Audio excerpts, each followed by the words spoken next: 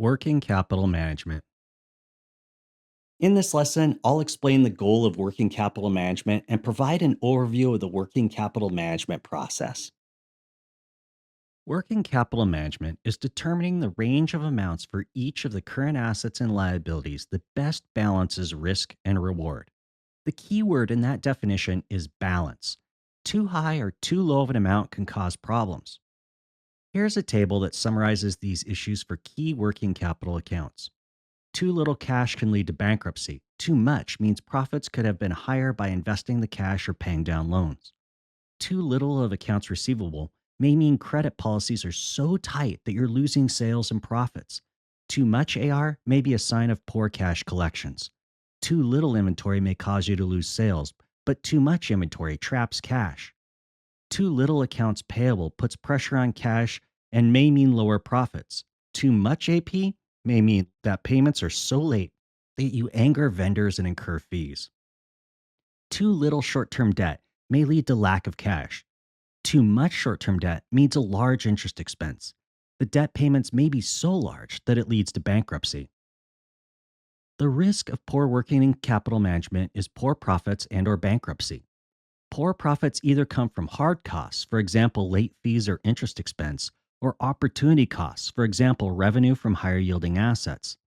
The reward for good capital management is higher profits at an acceptable risk level. Let's look further into balancing risk and reward. I used a simple linear balance in an earlier image, but a better graph is the curve in this image. In this image, I define reward as the return on investment. The curve goes from low risk and reward in the lower left of the graph to high risk and high return in the upper right. The curve of the line is very important. At the lower right corner, small increases in risk greatly increase return. On the upper right, it takes large increases of risk to make small increases in returns. Management must decide where to position the company on the curve.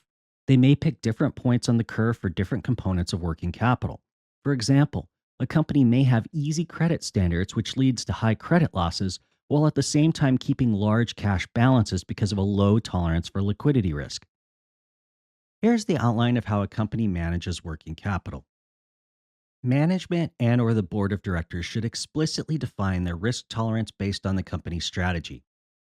That risk tolerance is then mapped to financial metrics. Those metrics are monitored.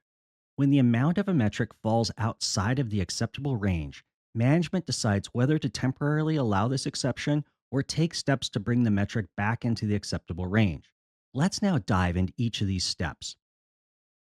Every company faces risks and decides how exposed they are to those risks.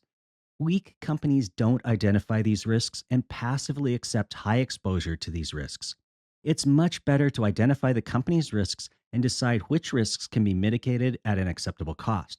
For example, a major risk identified in the table was bankruptcy due to limited access to cash. The company may decide to set a minimum amount of cash on hand to mitigate this risk. Management has determined that a minimum amount of cash should always be on hand. Metrics and targets for those metrics define what minimum amount means. The metric may be a simple dollar amount. It may be a ratio, for example, cash balances as a multiple of expenses. We will look at many working capital metrics later in this course. An example target would be cash on hand equal to 3 months of projected expenses.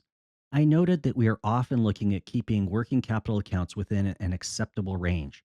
That means setting targets for both minimum and maximum amounts. The company may want to set the maximum it will keep in cash, with any short term cash above that put in investments.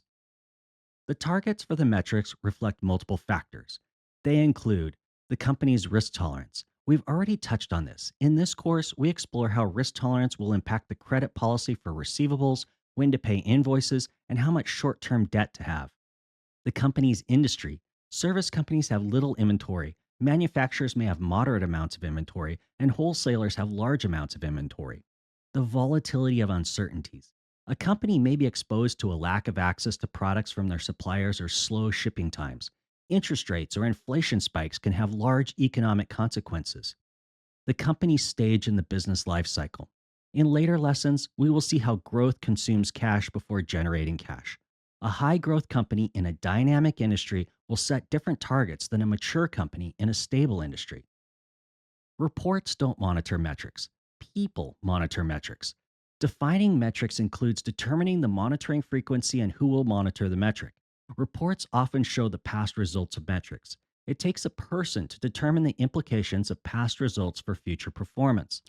The cash metric example I mentioned earlier may be within the acceptable range in the past, but the trend may indicate that cash balances will likely drop below the minimum acceptable level in the future. The person monitoring the metric must have the authority to take action to improve the metric or have a way to communicate the potential implications to those who do have that authority. Working capital accounts reflect items that quickly and frequently change. For example, cash and inventory can rapidly build up or be depleted. Working capital metrics thus require frequent monitoring and quick communication of exceptions to metric targets. A form of working capital management is deciding whether to take action when a metric has or will likely fall outside the targets.